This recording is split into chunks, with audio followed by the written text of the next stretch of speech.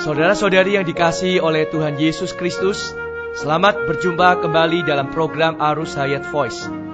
Tema kali ini adalah yang lapar akan dikenyangkan dengan kebajikan. Pembacaan Alkitab saya ambil dari kitab Lukas pasal 1 ayat 53. Demikian, ia melimpahkan segala yang baik kepada orang yang lapar dan menyuruh orang yang kaya pergi dengan tangan hampa. Saudara-saudari yang kekasih, ada dua kekurangan yang paling besar pada diri orang Kristen di hadapan Allah dewasa ini, yaitu mereka tidak mengenal diri sendiri dan tidak mengenal kelimpahan Tuhan. Jika kita nampak kedua hal ini, maka semua kesukaran dan kegagalan rohani kita dapat dibereskan. Untuk mengalami kelimpahan Tuhan, ada syarat utama yang harus kita penuhi, yaitu kekosongan. Kekosongan diri kita di hadirat Allah. Saudara-saudari, jika kita ingin sepanjang jalan hidup kita penuh dengan kelimpahan Tuhan, maka kita harus selalu belajar mengosongkan diri kita. Pengalaman mengosongkan diri kita makin lama harus makin dalam. Dari hari ke hari, lewat 1 bulan demi sebulan, lewat setahun demi setahun, kita tetap perlu dikosongkan. Bukan karena sekali sudah kosong maka selamanya kosong. Juga bukan karena sekali sudah berlimpah, lalu selamanya berlimpah. Pengenalan terhadap diri sendiri dan terhadap kelimpahan Tuhan haruslah makin lama makin dalam.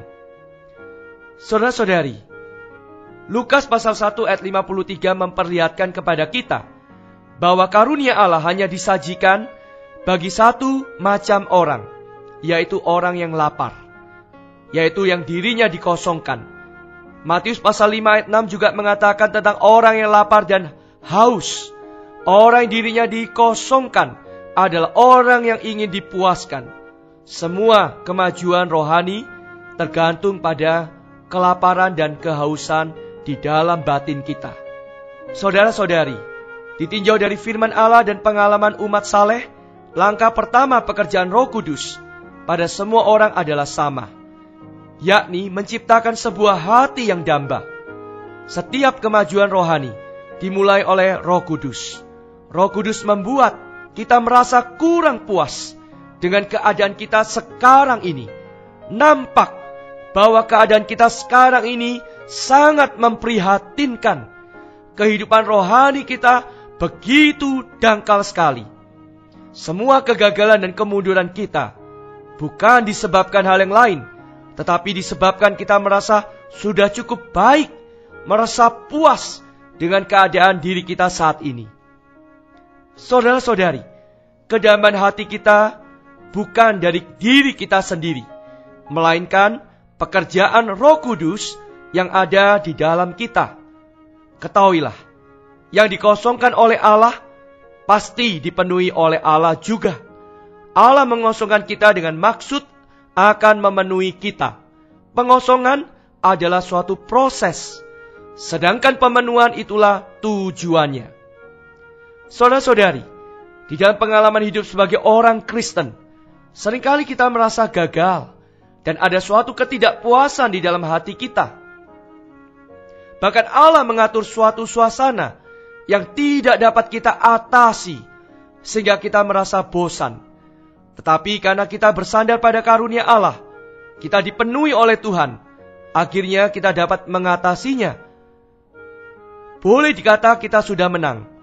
Namun, sungguh mengherankan, setelah lewat beberapa waktu, kemenangan itu lenyap lagi dan kegagalan datang kembali.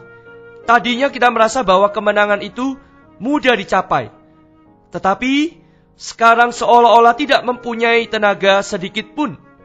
Kesukaran-kesukaran yang baru datang bertubi-tubi, silih berganti, bagaikan tembok yang melintang di depan kita.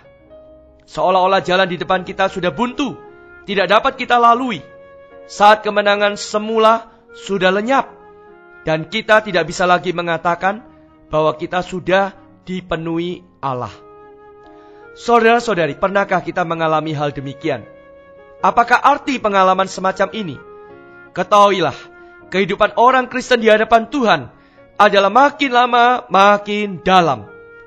Diri kita makin hari makin kosong, sedang kekayaan Tuhan makin hari makin melimpah. Tatkala kita melalui pos yang pertama, kita mengira telah maju sampai ke titik puncak. Tuhan mengetahui keadaan kita yang demikian ini. Tuhan khawatir kalau kita merasa sudah mempunyai kehidupan rohani yang berlimpah-limpah, pengalaman yang berlimpah-limpah, maka Dia mengizinkan kesukaran baru kembali menimpa ke atas diri kita yang lebih sulit diatasi lagi berdasarkan pengalaman yang dulu-dulu tidak mungkin dapat diselesaikan.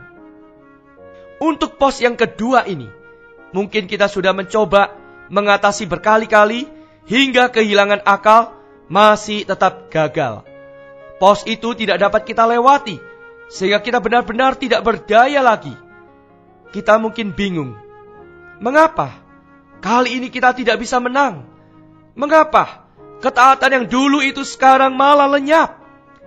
Oh saudara-saudari, Allah berbuat demikian tidak lain karena ingin memimpin Anda dan saya lebih maju, supaya kita digali lebih dalam, sehingga kita lebih banyak dipenuhinya. Itulah mengapa kita selalu menjumpai kesukaran silih berganti dan bertubi-tubi. Bila tidak ada pemenuhan yang baru, kita tidak akan dapat mengatasi kesukaran yang baru.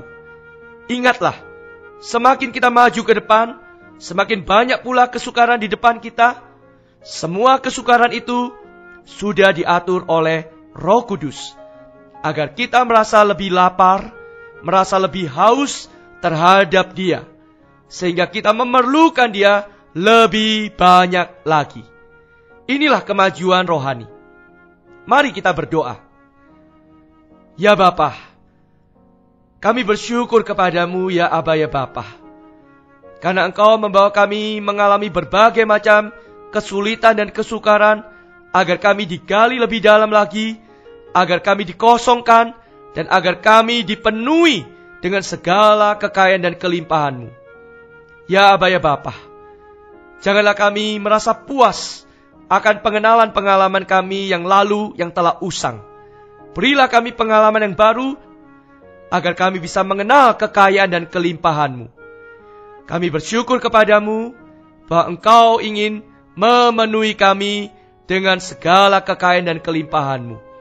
Di dalam nama Tuhan Yesus kami berdoa dan bersyukur. Amin. Saudara-saudari, demikianlah firman Tuhan. Sampai bertemu di kesempatan berikutnya.